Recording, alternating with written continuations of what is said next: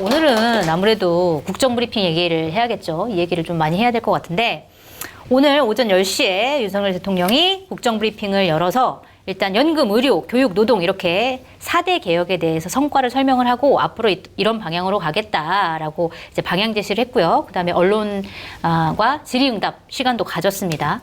자, 일단 국정브리핑 점수를 매겨주시고 총평을 해주세요. 100점 만점에 몇 점? 총평. 장 소장님부터. 1점 드렸어요. 1점. 아, 1점이요? 네. 네. 빵점 같은 1점. 왜 했냐라는 생각이 들어요. 네.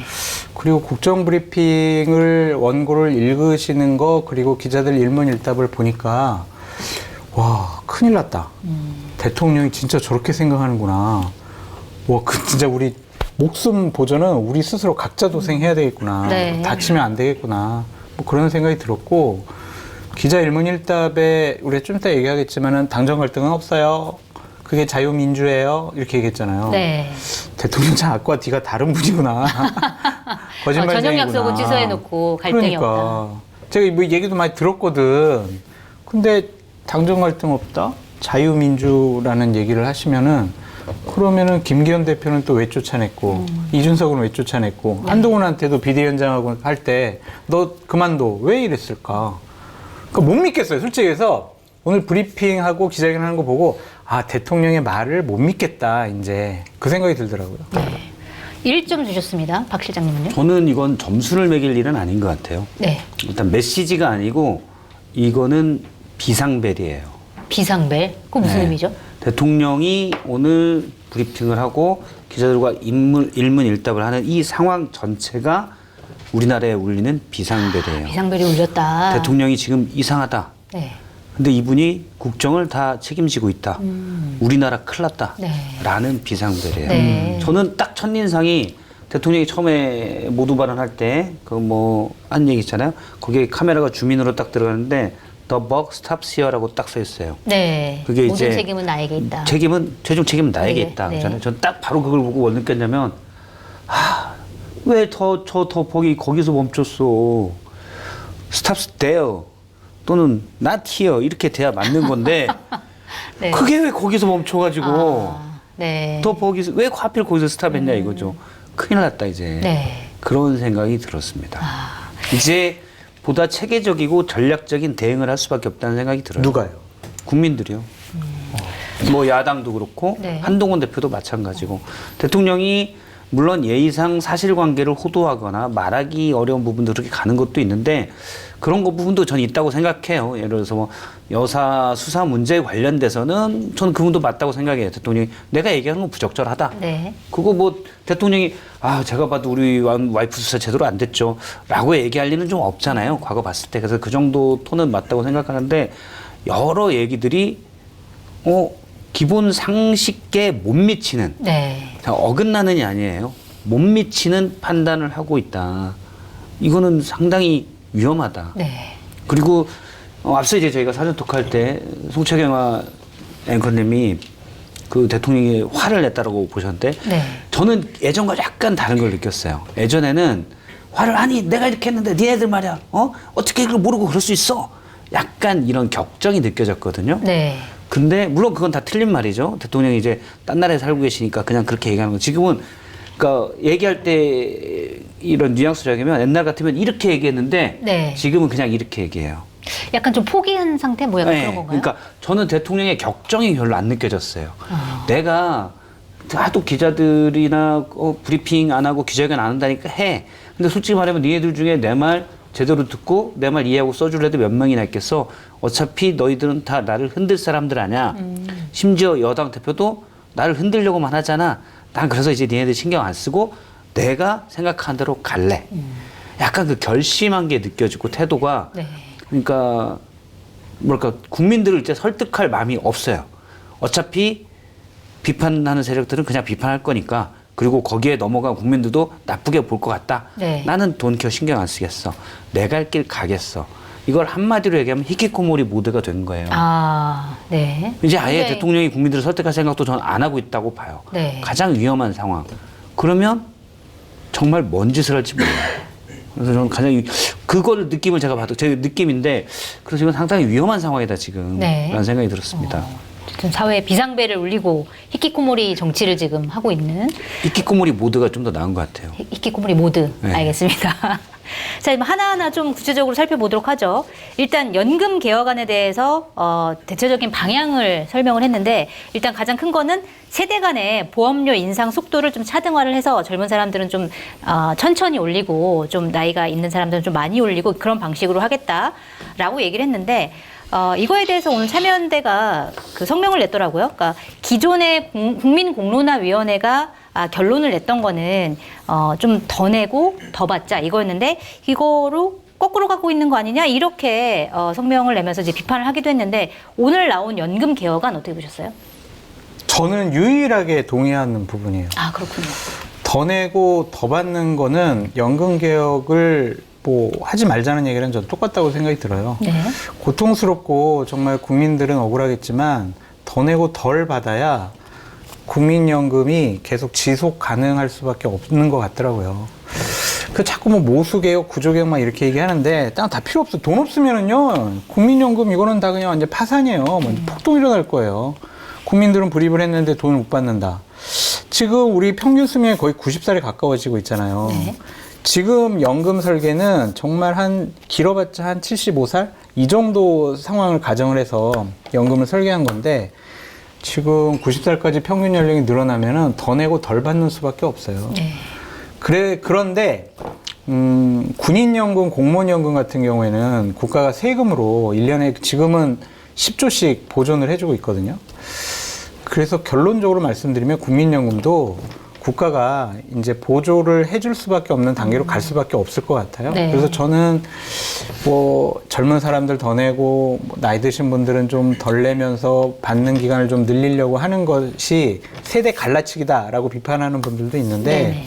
어쩔 수 없는 선택이 아니냐. 이 연금 개혁에 대해서는 그 방향성은 맞는다라고 저는 말씀드리고 싶어요. 유일하게 이해가는 대목이었다. 유일해요. 네, 네. 이 부분. 어떻게 저는 보세요? 연금 개혁에 관한 대통령의 시도는 좋다고 생각을 해요. 네. 그런데 당연히 하겠다고 했었고 뭐 좀 복잡하고 물론 당연히 연금이 정확하게 가장 복잡한 문제인 게 이해관계가 상충돼요. 누군간 더 내야 되고 네. 그러니까 누군가 덜 내면 누군간 더 내야 되고 누군가 더 받으면 누군간 덜 받게 돼 있는 게임이거든요. 이거는 제로섬 게임이에요. 그래서 이해관계가 복잡하고 상충돼 있는데 대통령이 그걸 좀 쉽게 생각한다는 생각은 해요. 네. 그렇게 쉬우면 이전에 왜 못했겠어요. 어려우니까. 그러니까 더 내야 되는 사람, 덜 받는 사람들 설득하는 문제가 어렵기 때문에 못했었던 거거든요. 근데 어쨌든 대통령의 시도는 좋은데 여전히 대통령이 좀 쉽게 생각하는 것 같긴 하다. 근데 어쨌든 뭐 그런 게 공론의 장을 만들어서 추진이 된다는 건 전 좋은 일이라고 생각해요. 근데 네. 대표적으로 한 기자가 첫 번째 간사했던 기자가 물었잖아요. 청년층의 부담을 줄인다는데 장년층의 부담을 줄일 방안은 없습니까? 네. 그러면 똑같이 부담을 줄이면 덜 내는 방안이지. 그렇잖아요. 근데 그거에 청년층의 대한 부담- 구체적인 대답은 안 하더라고요. 네, 청년층의 부담을 줄였는데 장년층의 부담을 어떻게 줄일 겁니까? 그건 덜 내는 방안이지 그게. 덜 내면 덜 받아야 된다. 일단 받아야 되는. 대통령이 또 기초연금을 40만 원씩 올린다. 물론 좋죠. 그러면 거기에 대한 재정을 어떻게 할 것인가. 이런 게 있어야 되잖아요. 그런 게 없어요. 네. 하나도. 이번에도 예산 짰는데 긴축 예산 짰죠.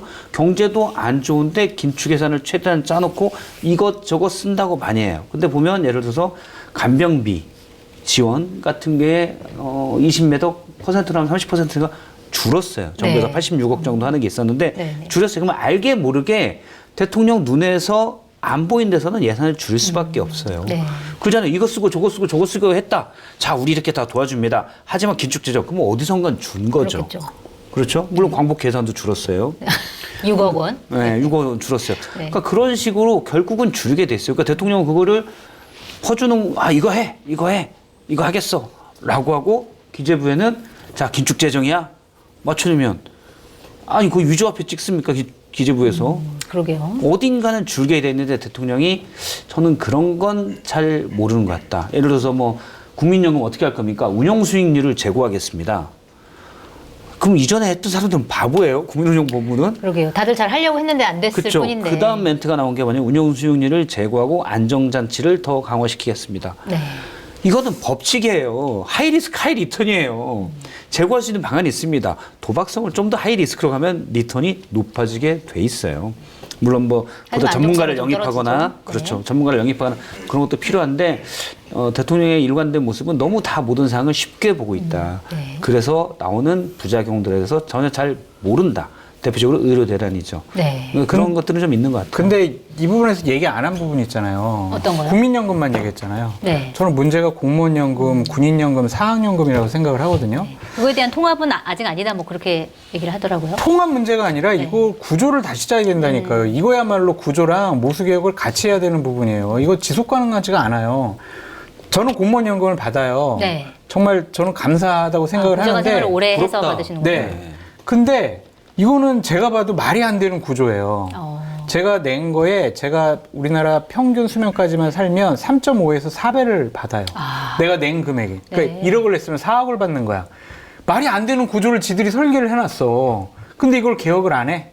그러면 개혁을 안 하면 뭐 하겠어요? 국민 세금으로 계속 두드려 박는 거잖아요.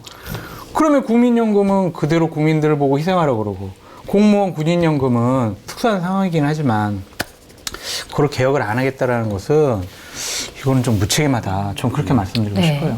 공무원연금 많이 받고 계셨군요. 많이 받는 건 아니고 그냥 낸 거보다 많이. 평균. 네. 65 넘어가면 이제 많이 바뀌었네요. 저는 60살부터 받는데 60살. 일찌감치 아. 저는 가입을 해서 네. 그런데 그거를 지속 가능할 수가 없는 것 같아. 내가 봐도. 그래서 난 포기하고 있어요, 사실은. 솔직히. 그때까지 체포만 안 당하면 잘 받을 수 있겠네요. 체포? 죄송해요. 마음의 소리가 그냥 나왔어. 갑자기 세포 얘기를 조심하셔야 됩니다. 나 민감해. 지난주에 검찰청 갔다 왔단 말이야. 진짜 왜 그래요, 나. 민감한 분한테 또 대통령이 오늘 던지시면 안 얘기했잖아요. 돼요. 모든 조사는 임의 조사다. 오라고 하지 그랬어요. 아니 그러게요. 나보고 오라고 그러더라고. 내가 오라고 못 하겠더라고. 목소리가 그냥. 대통령에 의하면 어디서든지 할 수 있다 사실. 그럼 바로 영장 해가지고 구속영장, 체포영장 나올 거예요. 아마 저는. 알겠습니다. 의대 증원 문제 말씀하셨으니까 그것 좀 여쭤보면은 이 대목에서 국민의 인식, 우려와 굉장히 동떨어진 거 아니냐 이런 맞아요. 이제 비판을 맞아요. 받았는데 이렇게 얘기를 했습니다. 자, 기자가 질문을 하니까 이 의료 대란에 대한 문제점에 대해서 질문을 하니까 의료 현장에 한번 가보는 게 좋겠다. 그러면서 비상체제가 원활하게 가동되고 있다. 이렇게 얘기를 했습니다. 이거는 어떻게 평가를 해야 되나요? 오늘 JTBC 보도에 나온 건데 네. 공개 일정으로 대통령이 5월 이후에 병원을 간 게 없어요.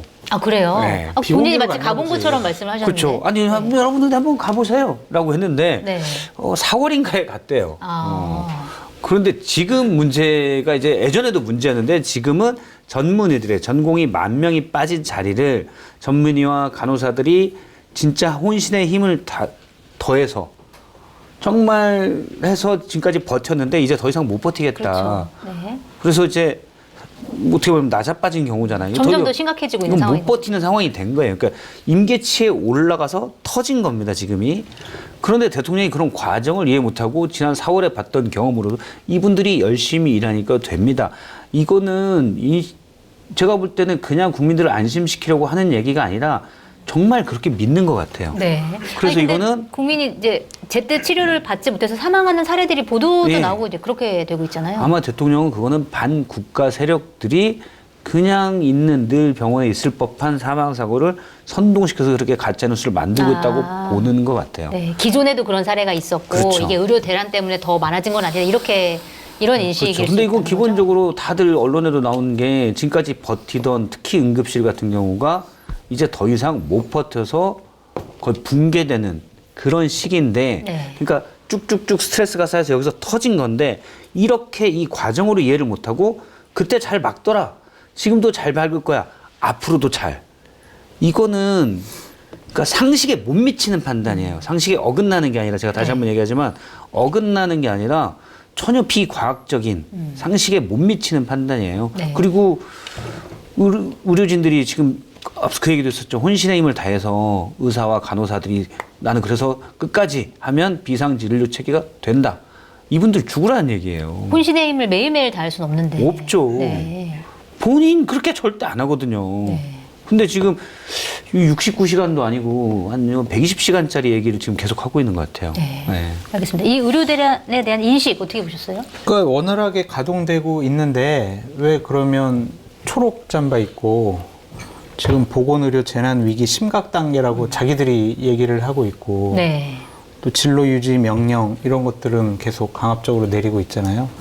오늘 대통령 말씀 이후에 기사들 나온 거 보면은 뇌혈전 의심 중3, 응급실서 12시간 대기, 부모 현실 개탄스러워. 세종 충남대 병원 응급실 9월부터 야간 진료 제한. 그리고 아주대병원 같은 경우에는 응급실을요, 수요일에는 문을 닫아버리겠대요. 네. 그러니까 이런 상황들인데 원활하게 가동되고 있다는 거는 도대체 어디서 보고를 받으신 건지. 대통령 주치 좀 줄여야 돼요. 대통령이 본인이 의사가 많으니까 의사가 많은 줄 알아. 50명이 넘어요. 대통령 주치의가 그렇게 이분들 다 많아요? 응급실로 보내요. 오. 50명. 그러니까 그 분야별로 다 있는 거예요? 다 있어요, 다. 그래서 50분이 넘어요. 성형외과 의사도 있어요, 이번에. 특이하게. 이번 대통령이 원래는 성형할 일이 뭐 없었어. 있다고? 그래요?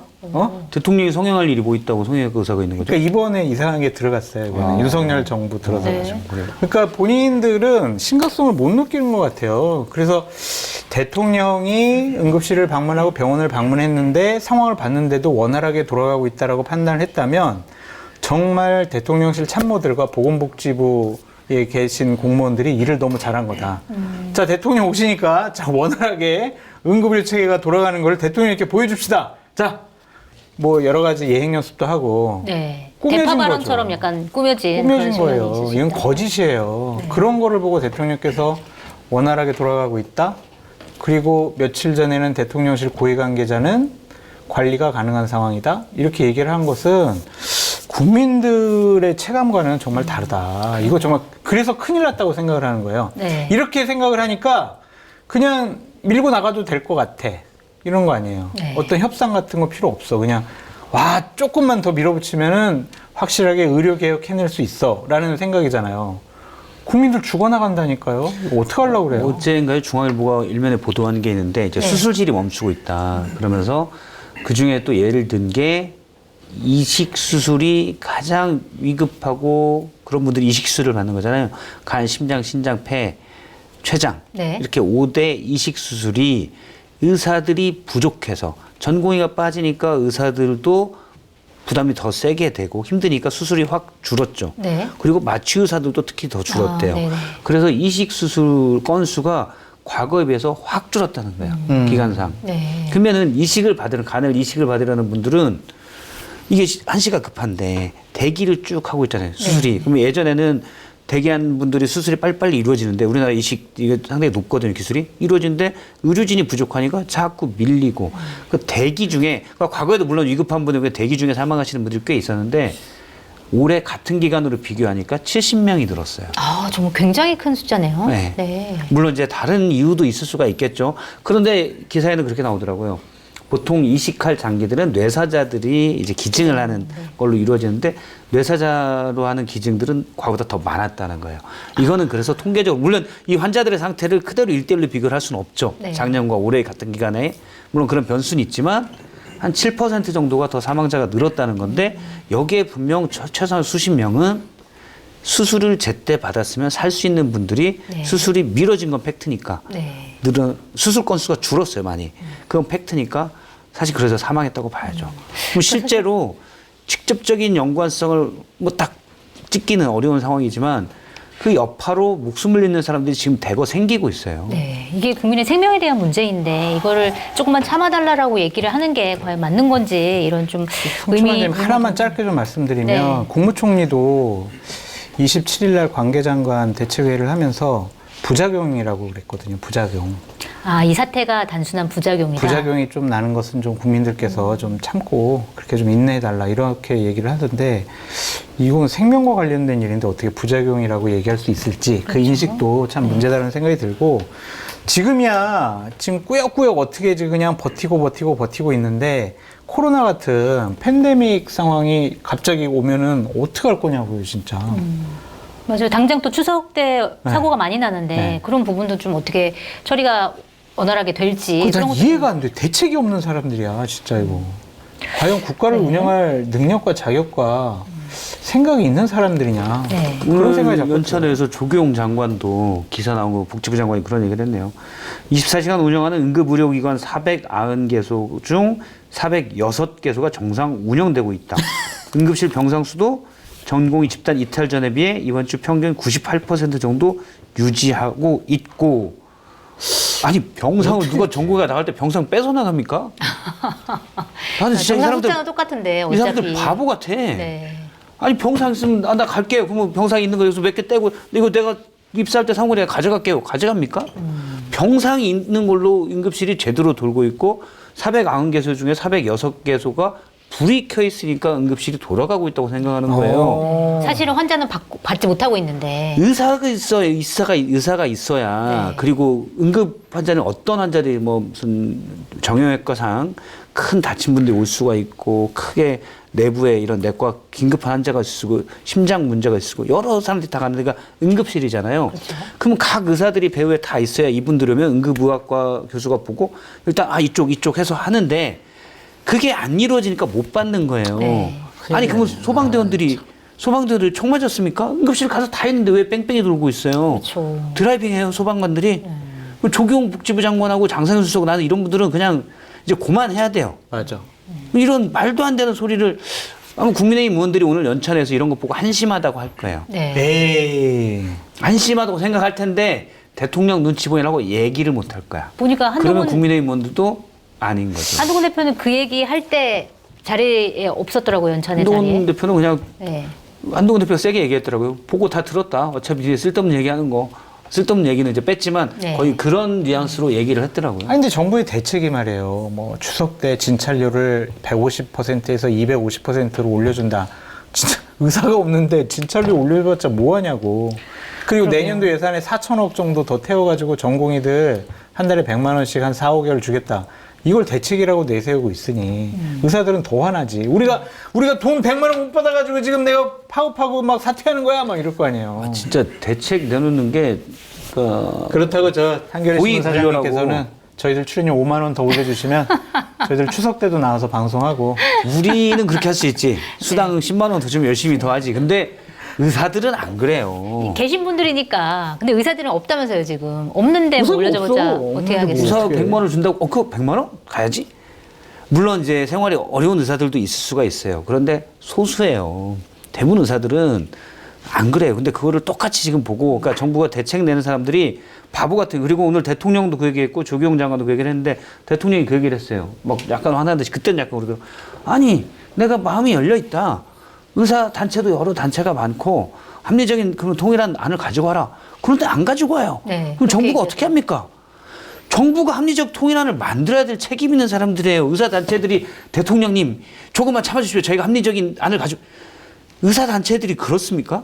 그런 인식부터가 잘못돼요. 제가 예전 초기부터 그랬는데 처음부터 의사의 여러 단체가 있고 이 단체들도 각자 이해관계가 달라서 통일된 안을 가져기가 어려울 거다. 그런데 이 통일된 안을 중간에 조율하는 건 정부의 역할이다. 그렇죠. 의사단체들이 아이고 대통령님이 화났으니까 우리가 큰일 났네. 우리가 빨리 다 모여서 잠깐 모여. 전공이 모여. 의대 교수 모여. 지금 대통령 열받았는데 우리가 이럴 때야. 빨리 통일된 안을 만듭시다. 이런 생각을 하는 것 같아요. 그렇게 할 거라고 생각을 하는 것 같다. 그렇게 해야 된다고 생각하는 거예요. 네. 지금 보면 이거 거의 검사가 범죄단체들 한 5개 있고 너희들끼리 형량 얼마 받을지 대충 누가 잘못했는지 대충 정해서 와. 그냥 이런 식인 거예요. 그러니까 상황 판단을 다시 한번 얘기했지만 상식에 못 미치게 하고 있어요. 근데 상식에- 장관도 오늘 똑같이 연찬에서 그런 얘기를 했어요. 통일된 안을 의사들이 안 갖고 온다. 자기들이 당연히 거기 국장들이 가서 의사단체 만나면서 쟤는 이렇다는데요. 조금 이렇게 하시면 어떨까요? 이게 기본이에요. 네. 그런데 안 갖고 온다고 손 놓고 있어요, 정부가? 의사들은 자기가 일해서 돈 벌잖아요. 정부의 관료들은 우리가 낸 세금으로 월급 받는 사람들이에요. 그래서 공적인 일을 하는 거예요. 근데 공적인 일을 안 하고 너희들 통일된 안 가지고 와. 이거 박정희 전두환 때 있었던 일이에요. 네. 그때도 없었다. 없었어요?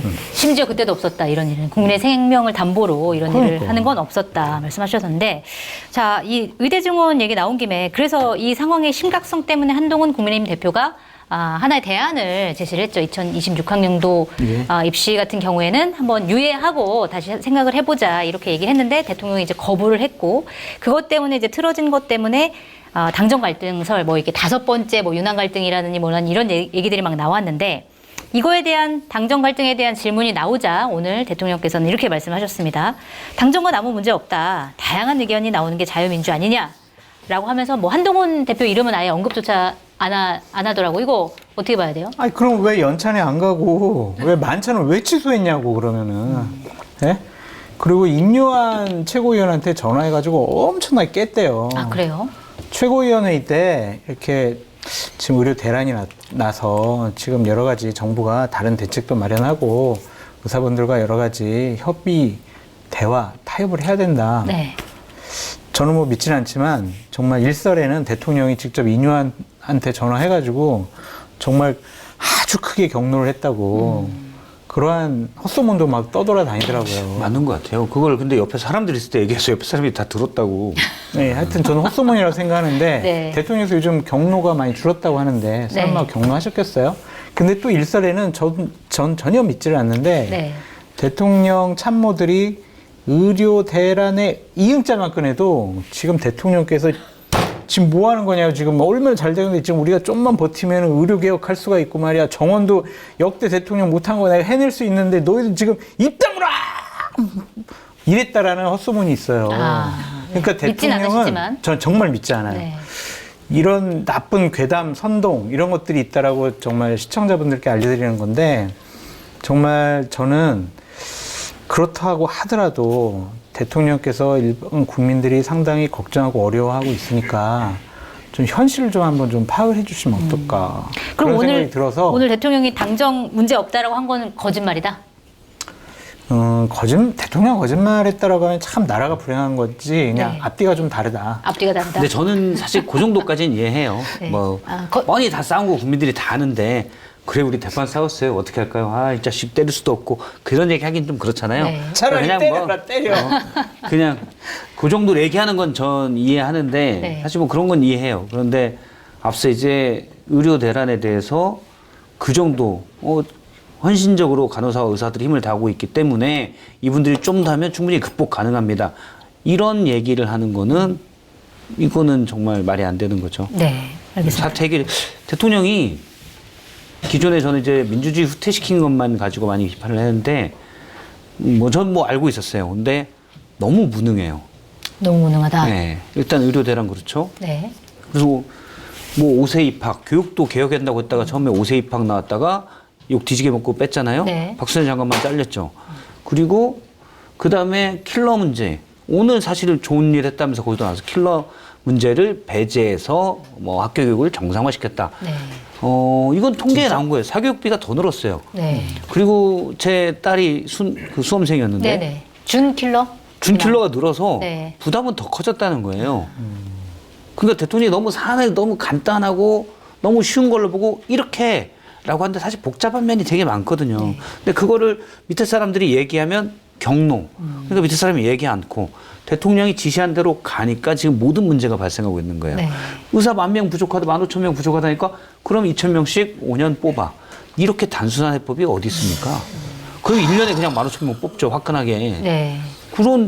이런 식으로 하니까 그리고 이번에도 앞서 모르반 할 때 잘한 것들을 쭉 진짜 영끌로 긁어 모아서 쭉 얘기했는데 그중에 팩트 틀린 게 많이 있어요. 예를 들어서 주택 공급. 네. 주택 공급을 뭐 수도권 몇 년간 47만 가구를 해가지고 집값을 해결하고 지금 부동산이 난리예요. 네. 하는 총재가 금리를 내려야 되는데 부동산이 불안해서 금리를 못 내리고 있다고 했어요. 지금 과거에는 예를 들어 2000년대 초반에 노무현 정부 때 부동산이 한번 폭등하고 그때는 미국도 다 폭등한 게 그게 거품이 터진 게 리먼 사태예요. 네네. 그렇죠. 그 다음에 문재인 정부 때는 전 세계적으로 코로나 때문에 유동성이 풀려서 그런 면도 있었어요. 지금은 그냥 올라요. 금리도 높은데. 지금은 외부적인 환경에 대한 요인이 아니라 물론 윤석열 정부의 원자재 가격이 문제다. 조금 오른 건 있지만 네. 정부가 정책을 잘못해서 오른 게 더 커요. 대표적으로 정책 자금 금리를 확 낮춰서 특례 보금자리론 같은 거. 그래서 집사라는 신호를 금융권에서 줘서 지금 부동산 가격이 위험하게 됐거든요. 네. 근데 그거를 대통령은 완전히 인식을 잘못해서 금리를 낮추는 정책 자금을 해서 도와줬다. 지금 특례 보금자리론이 잘못 가서 집값을 올려놨다는 비판들이 전문가 비판들이 많아요. 그러니까 그게 무능한 거죠. 네. 무능하다. 단순하고 무능하다. 이렇게 정리를 하셨네요. 무능해서 국가가 위험해지고 있는 상황이에요, 네. 지금은. 알겠습니다. 자, 그리고 이게 또 너무 국민 좋은 자만 얘기해서 소장님 네. 미안합니다. 아니 그게 아니라 의대 정원 이렇게 하는데 갑자기 또 부동산 문제까지 얘기하시니까 부동산 전문가. 아니, 무능한 게 한두 가지야지. 다해 네. 자, 최상병 그러니까 순직 사건 관련해서도 사실은 국민의 인식과는 약간은 좀 동떨어진 얘기를 했어요. 자, 여러 가지 청문회도 보고 뭐 경찰 수사도 봤는데 외압의 실체가 없다는 게 드러나지 않았냐. 사건 수사가 잘 되고 있다. 이거는 어떻게 받아들여야 되는 거예요, 장 소장님? 뭐라고 해야 돼, 이게 참. 내가 그때 청문회 안 보고 넷플릭스 보신 것 같아. 그런 비슷한 돌풍 거. 같은 거 보시는 그런 거 거. 보셨나 봐. 말이 되냐 이거지. 청문회 보신 거 아니 같아. 청문회를 TV나 이렇게 풀로 보신 게 아니라 네. 보수 극우 일부 유튜버들이 아, 편집해가지고. 국민의힘 의원들이 질의하는 네. 것을 이렇게 편집을 해가지고 거기에 박살나는 민주당 뭐 이렇게 제목 따라서 이렇게 하잖아요. 네. 그것만 보면은 오 뭐 이거 별 문제 없구만, 의혹이 다 풀렸구만, 다 그렇게 생각하실 수가 있겠죠. 그래서 띄엄띄엄 보신 것 같아요. 그래서 아니 그러니까 전반적으로 보면 인식이 이게 도저히 이해가 되질 않아요. 그래서 뭘 하나하나 세부적으로 비판하는 게 의미가 없어 보여. 네. 오늘 브리핑과 기자회견과 관련돼서는. 그래서 상당히 인식이 대단히 잘못됐다. 그래서 큰일 났다. 네. 그 얘기밖에 할 말이 없어요, 사실. 알겠습니다. 최상병 관련해서는 어떻게 보셨어요? 팩트가 틀린 게 너무 많아서 네. 나의 보험 상태를 객관적으로 체크해 공정한 평가와 합리적 대안을 제시하는 마이보험 체크는 보험 가입자의 이익을 최우선으로 각종 보험을 고객의 상황에 맞게 맞춤형으로 리모델링 해드립니다. 마이보험 체크는 생명보험협회와 손해보험협회에 등록된 보험 대리점 소속이고요. 홈페이지는 한글로 마이보험체크.com으로 접속하시고 전화는 1800-7917입니다.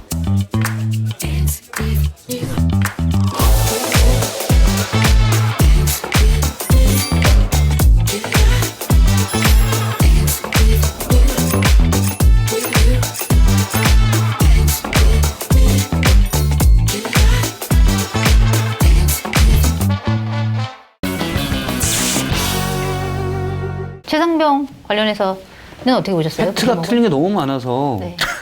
그러니까 저는 장소영님 분석이 맞는 것 같아요. 그러니까 보통 자기들끼리 링크 보내는 것도 있잖아요. 그러면 와 이렇게 반박도 못하고 민주당은 그런 거 그런 거 보내고 봤어. 그런 것만 네. 보신 것 같아요. 네. 대통령이 이렇게 지나다니다 TV 딱 보다가 이렇게 봤을 리는 만무하고 본인도 다 보지는 못했다 뭐 이렇게 얘기하긴 그렇죠. 하더라고요. 그래서 그 네. 링크를 봤을 것 같아요. 지금 듣고 보니까 장소영님 말씀이 맞는 것 같고 근데 팩트가 틀렸잖아요. 저희 다 알고 있잖아요. 일부 증인은 나오지 않았고 청문회에 많은 증인이 나와서 계속 한 얘기는 수사 중인 사안이라 답변 못합니다. 라고 했어요. 네. 그런데 외압의 실체가 없다는 게 답변을 했는데 어떻게 밝혀져요? 그렇죠? 네. 그리고 유재현 법무관리관이 얘기한 게 있잖아요. 이시용 공직기강 비서관으로부터 8월 2일인가요? 3일인가요? 전화를 받았는데 수사 서류 이첩의 회수에 관련된 것이었다.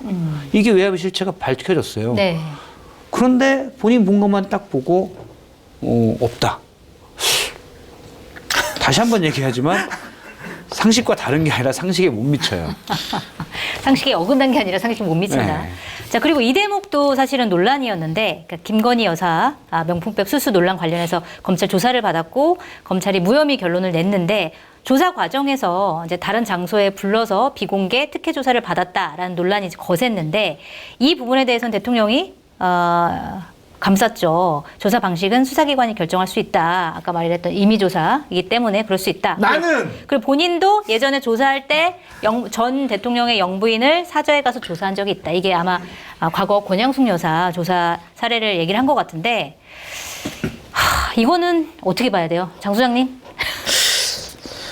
이 말씀 쭉 하시면서 마지막에 네. 뭐 제 부인과 관련된 일이라서 제가 자꾸 뭐 언급하고 얘기하는 게 뭐 적절치 않은 것 같다라고 얘기를 하셨는데 네. 그 앞에 다 얘기를 이미 다 하셨더라고요. 저 이 얘기를 다 쭉 다 하고선 하셨어요. 그 말씀하셨죠. 그러니까 결론적으로는 뭘 잘못했는데, 와이프 뭐 명품백 뭘 잘못했는데, 그것도 뭐 검찰에서 무혐의까지 냈는데 뭘 어쩌라고, 그리고 뭐 대통령 배우자면 좀 뭐 다른 곳에서 조사받을 수 있지 왜 그거 가지고 뭐라 그래? 화를 내시는 것처럼 들었어요. 저는. 네. 그러니까 이게 우리 헌법에는 있어서는 안 된다는 사회적 특권 계급 스스로 생각하고 계시는 거 아니냐, 좀 그런 생각이 듭니다. 어느 대한민국 국민이 임의조사하면은 다른 저희 사무실로 오실래요? 검사 양반? 이렇게 할 수가 있냐고요. 한번 해보세요. 나는 바로 체포영장이라니까. 그거는 그냥 수사관들이 내 팔 끼고 그냥 저를 잡아가요. 그러니까 이런 말씀은 안 하시는 게 맞지 않냐. 우리가 정말 윤석열에게 기대했던 마지막 보루, 공정하고 정의롭고 상식적이다. 이거는 다 김건희 여사 때문에 다 깨지는 것 같아요. 네. 큰일 났다. 그렇게 말씀드려요. 알겠습니다. 뭐 대통령한테 전 그 부분 아예 기대를 안 했던 거여서 네. 그냥 뭐 우리 가족이니까 얘기 못 합니다. 그럼 뭐 그건 또 맞는 말이기도 해요. 근데 차라리 그러고 넘어갔으면 모르겠는데 굳이 이제 이 발언을 다 이게 요거는 문제가. 한 그쵸, 거가 그쵸. 약간 기준과 그쵸. 어긋나는 거 아니냐 뭐 이런 그런 판단을 건 뭐 합니다. 예전에 그리고 전직 영부인은 아무 권한이 없습니다. 네. 그냥 예의 차려줘도 돼요. 그냥 그 정도는 예의로 전직 뭐 예우 차원에서 해줄 수 있는 거죠. 현직 영부인은 당연히 더 엄정한 모습을 보여줘야 돼요. 권력을 갖고 있는 사람일수록. 그럼요. 네. 정직 영부인 수사 가는데 검찰청으로 오라고 하고 갔다. 전직 영부인이 무서워서 누가 그렇게 합니까? 전직 더구나 정권도 교체된 마당에. 그렇죠? 네. 정권이 교체됐다면. 그런데 현직 영부인은 힘을 갖고 있기 때문에 검찰이 그렇게 하면 현직 영부인 쫄아서 검찰이 저렇게 했구나. 국민들이 다 그렇게 볼 거 아니에요. 네. 예우 그래서 차원이 아니라. 그렇죠. 네. 그러면 현직 영부인한테 그렇게 하는 거는 검찰이 권력의 머리를 조아리는 게 돼요. 네.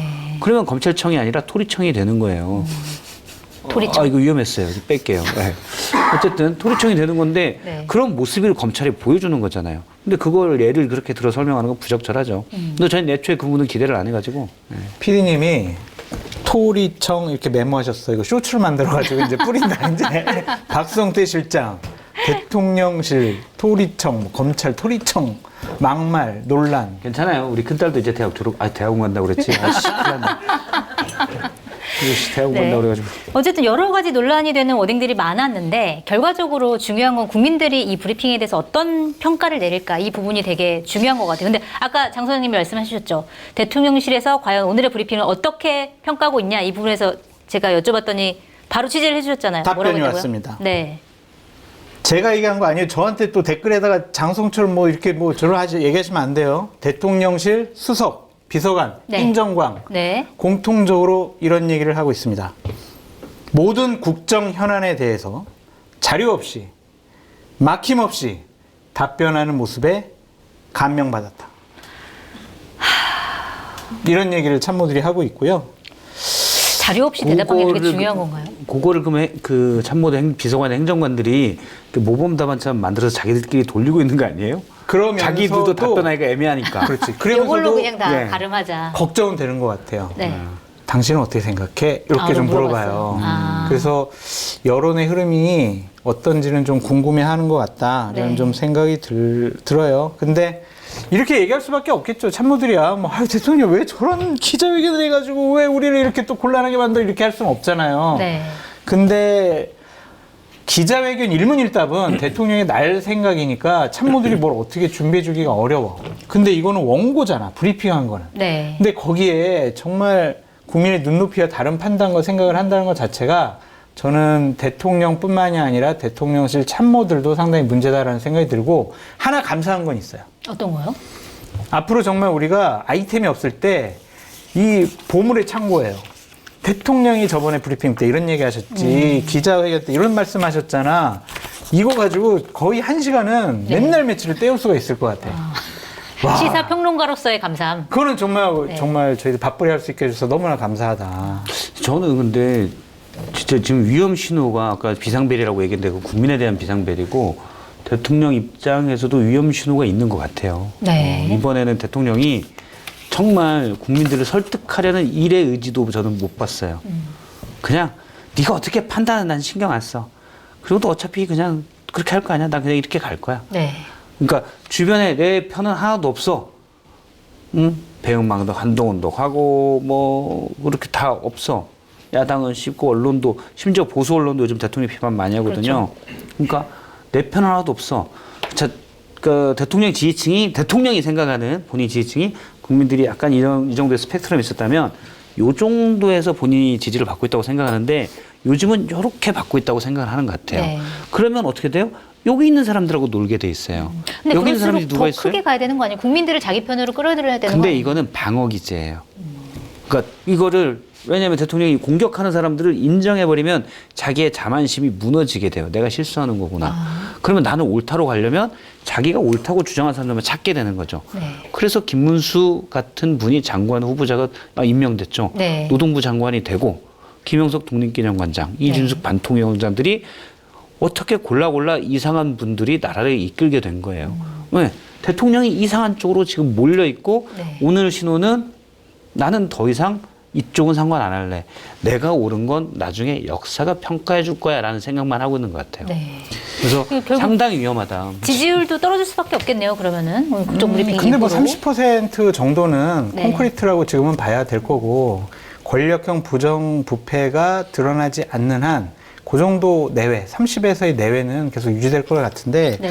저는 더 떨어질 것 같아요. 떨어질 것 같아요. 20%대로. 20% 중반 밑으로 찍는 지금 것도 뭐 있겠지. 내일 갤럽 나오고 다음 주 뭐 보면은 내일 나오나요? 모르겠는데 어차피 나오면 네, 그럼 나오죠.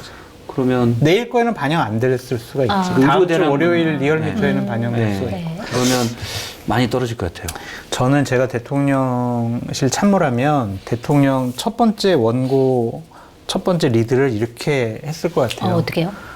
국민 여러분 죄송합니다. 면목 없습니다. 너무 많이 힘들고 어려우시죠? 의료 대란 때문에 병원 가기도 참 두렵고 힘드시죠? 대통령으로서 볼 면목이 없습니다. 정말 죄송합니다. 제가 좀 더 잘했어야 하는데 제가 많이 부족했습니다. 앞으로 더 잘 챙겨 보겠습니다. 저 바로 이 기자회견 끝나는 대로 병원 응급실 가겠습니다. 가서 국민들이 어떻게 힘들고 어려워하시는지, 무엇 때문에 이렇게 생명의 안전에 위협을 받으시는지 제가 직접 가서 눈으로 확인하고 장관들 불러서 바로 대책 마련하도록 하겠습니다. 그리고 저 의사분들하고 제가 직접 대화 나서겠습니다. 이 의료 갈등, 의료 대란 빨리 끝낼 수 있도록 제가 국정의 최우선의 원칙을 바로 이것으로 삼겠습니다. 국민 여러분 조금만 기다려 주십시오. 이렇게 리드를 잡아갔을 것 같아. 근데 오늘 뭐예요? 국민 여러분 기뻐해 주십시오. 우리가 원전 수주를 냈고요. 지금 네. 석유가 나올 것 같고요. 지금 일본 수출액을 앞섰고요. 일본 GDP를 앞섰고요. 자기 자랑이었어요. 국민들 복창 터지는 거예요, 이거는. 네. 그런데 이런 원고를 쓴 그 대통령실 연설 기록 비서관, 이거를 다 사전에 검토했을 그 비서실장, 정무실장, 정무수석 다 뭐 하는 사람들이에요. 이거 진짜 아부꾼 간신들 아니에요? 정말 화가 많이 나요, 정말. 우리 장성철 소장님이 연설 비서관으로 가셔야겠네요. 갔으면 전 하루도 못 잊었을 거예요. 다 찍찍 빨간 펜으로. 금요일 날 가면은 3일 정도 있을 것 같아요. 월요일 날 잘릴 거니까 토요일 정도는 일단 하고. 금요일 날 가야 3일까지 버틸 수 있다. 금요일 갔으면 월요일 정도 잘렸을 것 같아요. 근데 저도 그걸 적어왔어요. 네. 모두 발언이 그동안 반가운 소식이 참 많았습니다. 아, 이거 참 비속어가 자꾸 나오려고 그러는데. 네. 참으세요. 하면 안 되겠죠? 그래도 우리 대통령인데. 지금 한 20명의 그 여기 스태프들과 저 이 가족들까지 하면 아니, 이게 100명 넘어. 지금 상황에서 지금 모든 언론에서 의료 대란 얘기하고 뭐 차상병 특검 오케이. 워낙 계속 대통령이 그냥 얘기한 거니까 네. 그거는 논외로 칠게요. 의료 대란 계속 보수 언론까지도 계속 문제 제기하고 이거 해법 있어야 됩니다라고 했는데 대통령의 첫 멘트가 그동안 반가운 소식이 참 많았습니다. 제가 여기서 보고 느낀 건 네. 일단 TV 뉴스와 KBS 빼고 TV 뉴스와 신문을 아예 안 보는 것 같아요. 신문을 보면 정상적인 사람이라면 이 문장이 첫 문장일 수가 없어요. 네. 장 소장님처럼 이야기를 해야죠.